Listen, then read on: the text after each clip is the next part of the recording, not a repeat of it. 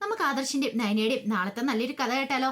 അതിനു മുമ്പായി ആദ്യമായി കാണുന്നവരുണ്ടെങ്കിൽ ചാനൽ ഇഷ്ടപ്പെട്ട ഒന്ന് സബ്സ്ക്രൈബ് ചെയ്യാൻ മറക്കരുത്. വീഡിയോ ഇഷ്ടപ്പെടുവാണെങ്കിൽ ലൈക്ക് ചെയ്യാനും നിങ്ങളുടെ വിലയേറിയ അഭിപ്രായങ്ങളൊക്കെ രേഖപ്പെടുത്താനും മറക്കരുത് കേട്ടോ.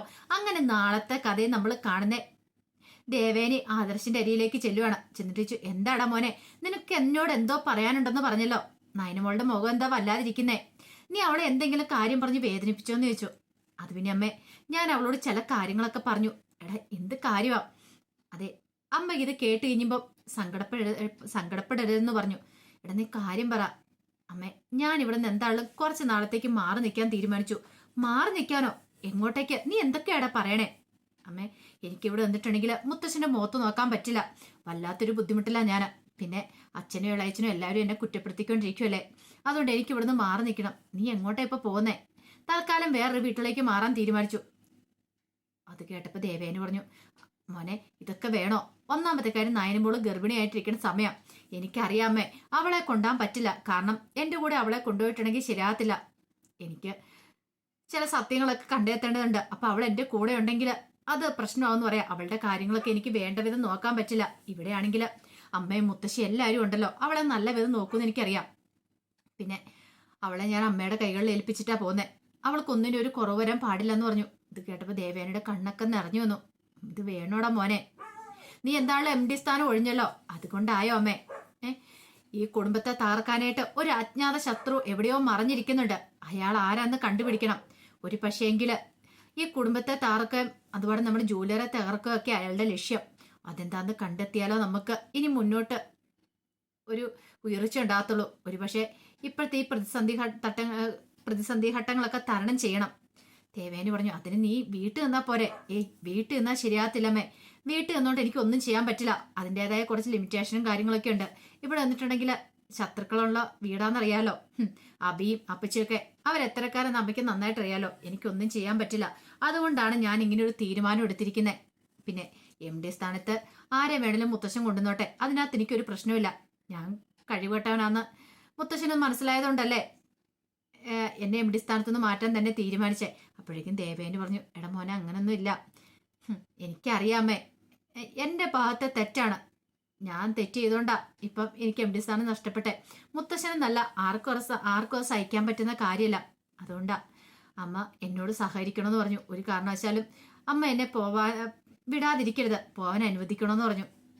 ദേവേനിക്ക് ഭയങ്കര സങ്കടമായി. ദേവേന് പറഞ്ഞു, എന്നാലും നീ തനിച്ചു പോയി നിൽക്കുന്ന കാര്യം എനിക്ക് ചിന്തിക്കാൻ പോലും പറ്റില്ല. ഇതുവരെയായിട്ടും ആദർശം അങ്ങനെ മാറി നിന്നിട്ടില്ലല്ലോ.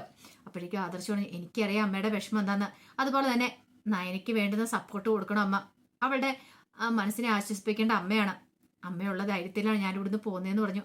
ഒടുവിൽ ദേവേനി പറഞ്ഞു, ശരി, എനിക്കറിയാം നിന്റെ മനസ്സിന്റെ വിഷമം എന്താന്ന്. നീ എവിടെ പോയാലും നിനക്ക് നല്ലത് മാത്രമേ വരുവുള്ളൂ മോനെ. ഉറപ്പായിട്ടും ഇതിന്റെ പിന്നിൽ ആരാ എന്താന്നൊക്കെ നിനക്ക് കണ്ടെത്താനായിട്ട് സാധിക്കും. ആ ഒരു വിശ്വാസം ഉണ്ടെന്ന് പറഞ്ഞ് ദേവേനെ ആദർശിനെ സമാധാനിപ്പിച്ചു. പിന്നീട് നയന മുറിയിലേക്ക് വരുവാണ്. മുറിയിലേക്ക് വരണ സമയത്ത് ആദർശ് വിഷമിച്ചിരിക്കുന്നുണ്ട്. അപ്പോഴേക്കും ആദർശിന്റെ അടുത്ത് എന്നിട്ട് പറഞ്ഞു, ആദർശേട്ടാ, ഞാൻ ഒരു കാര്യം പറഞ്ഞ് എന്നോട് ദേഷ്യം തോന്നരുത്. ആദർശേട്ടൻ പോകേണ്ട കാര്യമില്ല. ആദർശേട്ടൻ ഈ വീട്ടിൽ എന്നിട്ട് ചെയ്യാവുന്നല്ലേ ഉള്ളെന്ന് ചോദിച്ചു. കാരണം ആദർശിന് നല്ല വിഷമമാണെന്ന് അറിയാം വീട് വിട്ട് പോകുന്ന കാര്യത്തില്. അപ്പോഴേക്കും ആദർശ് പറഞ്ഞു, അത് ശരിയാവത്തില്ല എന്ന് പറഞ്ഞു. അതെന്താ ആദർശേട്ടാ? നിനക്കറിയാലോ, ഇപ്പൊ നവ്യ ജ്വല്ലറിക്ക് വേണ്ടിയിട്ടാണ് മോഡലായിട്ട് അഭിനയിക്കാൻ പോയിരിക്കുന്നത്. അതുകൊണ്ട് ഈ വീട്ടിൽ നടക്കുന്ന എന്ത് കാര്യങ്ങളാണെങ്കിലും അവൾ അതൊക്കെ പോയി ഒറ്റിക്കൊടുക്കും. ഇവിടെ എന്ത് സംസാരിച്ചാലും എന്തൊക്കെ കാര്യങ്ങളാണെങ്കിലും ചിലപ്പോൾ നവ്യെ വിലക്കെടുത്തിട്ടുണ്ടായിരിക്കും. അവൾക്ക് കൂറ അങ്ങോട്ടേക്കാണ്. അതുകൊണ്ട് ശരിയാകത്തില്ല. നമ്മുടെ പതനമാണ് അവളും ആഗ്രഹിക്കുന്നത്. ഇവിടെ നിന്നിട്ടുണ്ടെങ്കിൽ എനിക്കൊന്നും ചെയ്യാൻ പറ്റില്ല എന്ന് പറഞ്ഞു. അത് കേട്ടപ്പോൾ നയനിക്കും തോന്നി, ശരിയാണ്. അതുകൊണ്ട് ഇനിയിപ്പം അതിനെക്കുറിച്ച് പറഞ്ഞിട്ട് കാര്യമില്ല. ഒടുവില് ദേവേനി എന്നിട്ട് ജയനോട് ഈ കാര്യങ്ങൾ പറയണം, ആദർശ് വീട് വിട്ടു പോകുന്നതിനെ കുറിച്ചൊക്കെ. അപ്പോഴേക്കും ജയൻ പറഞ്ഞു, അവന് ചിലപ്പോൾ ബുദ്ധിമുട്ടുണ്ടായിരിക്കും അച്ഛന്റെ മുഖത്ത് നോക്കാനായിട്ട്. ഇത്രയും വലിയ പ്രശ്നം ഉണ്ടായത് അവൻ കാരണമല്ലേ? ഒരു കണക്കിന് അവന് കുറച്ചു ദിവസം മാറി നിൽക്കുന്നല്ല. അല്ല ചേട്ടാ, അവനെ കാണാതെ നീ പേടിക്കേണ്ട ദേവേനി. അവൻ നമ്മുടെ മോനാ. ഉറപ്പായിട്ടും അവൻ ഒരിടത്തും തോൽക്കാനായിട്ട് പോകുന്നില്ല. ഒരു അജ്ഞാത ശത്രു ഉണ്ടെങ്കിൽ അതാരാ എന്താന്നൊക്കെ അവൻ കണ്ടുപിടിക്കും എന്നുള്ള കാര്യം എനിക്ക് ഉറപ്പാ. പിന്നെ അവൻ ഇപ്പോൾ ഒരു ഇത് പറ്റി, അതുകൊണ്ട് അവൻ ആ സ്ഥാനത്ത് നിന്ന് മാറിയിരിക്കാനായിട്ട് പറ്റത്തുള്ളൂ. അച്ഛൻ്റെ സ്വഭാവം അറിയാലോ, നേരെ പോകുന്നുള്ള പ്രകൃതക്കാരനാ. ഒരാളുടെ ഭാഗത്തുനിന്ന് ഒരു വീഴ്ച ഉണ്ടായിട്ടുണ്ടെങ്കിൽ അച്ഛനത് സഹിക്കാൻ പറ്റില്ല. ഒരു തവണയൊക്കെ നോക്കും, പിന്നീട് അങ്ങനെ തന്നെ വീഴ്ച ഉണ്ടാവുകയാണെങ്കിൽ അവരെ ആ സ്ഥാനത്തുനിന്ന് മാറ്റണം എന്നൊരു ചിന്താധിക്കാരൻ അച്ഛന്. അതുകൊണ്ടാണ് അച്ഛൻ ഇങ്ങനെ ഒരു തീരുമാനമൊക്കെ എടുത്തത്. ഇത് കേട്ടപ്പോൾ ദേവേനി പറഞ്ഞു, അത് ചെയ്യട്ടാ, പക്ഷെ നീ അതേക്കുറിച്ചൊന്നും ഓർത്ത് വിഷമിക്കണ്ട. നിനക്കറിയാലോ ഈ വീട്ടിലെ കാര്യങ്ങളൊക്കെ. അച്ഛന്റെ സ്വഭാവം അറിയാവുന്നല്ലേ, പിന്നെ നീ എന്തിനാ ഇങ്ങനെ ടെൻഷൻ അടിക്കണേ? ആദർശ് തിരികെ വരും, അവനൊരു മാറ്റം അനിവാര്യമൊന്ന് തോന്നിക്കാണുമായിരിക്കും. അവന് കുറച്ചു ദിവസം മാറി നിൽക്കട്ടെ എന്നൊക്കെ പറഞ്ഞു. ജയനും മനസ്സിൽ വിഷമമുണ്ട്, പക്ഷെ എങ്കിൽ കമ്പനി തകർച്ചയിലേക്ക് പോയിക്കൊണ്ടിരിക്കുക.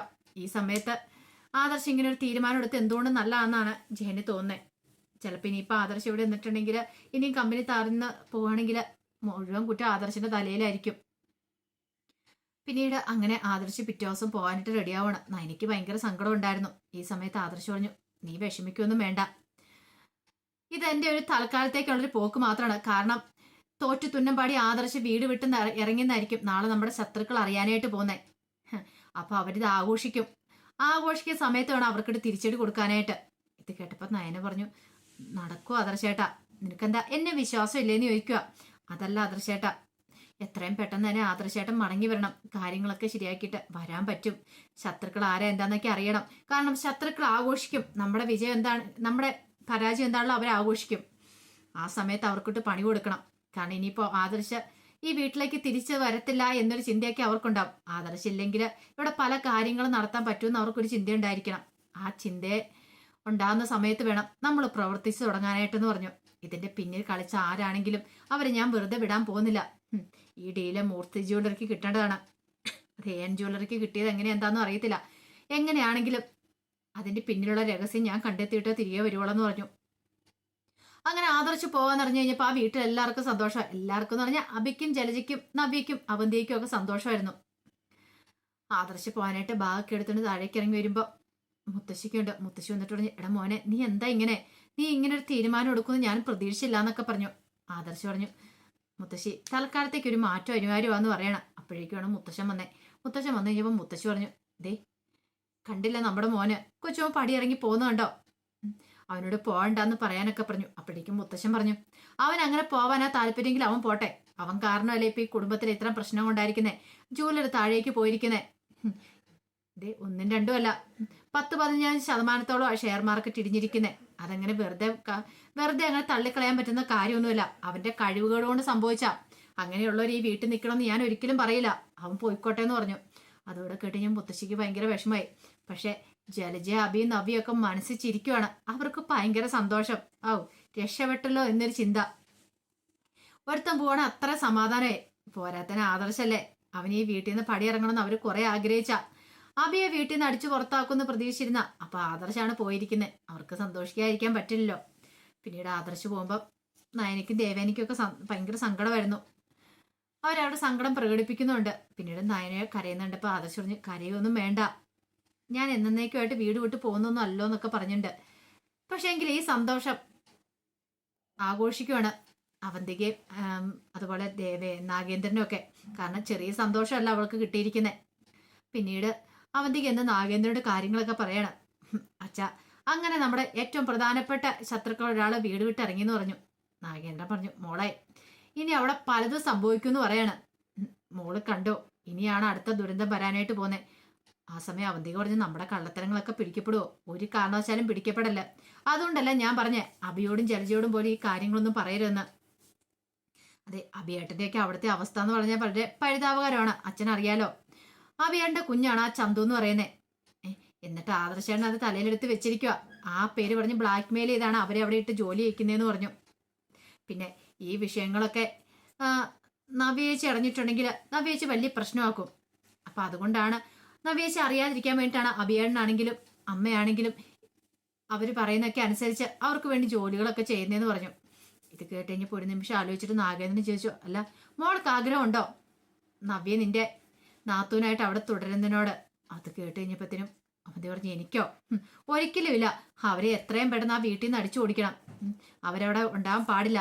അഭിയേട്ടനെ അവരുടെ ജീവിതത്തിൽ നിന്ന് മോചിപ്പിക്കണമെന്ന് പറയണം.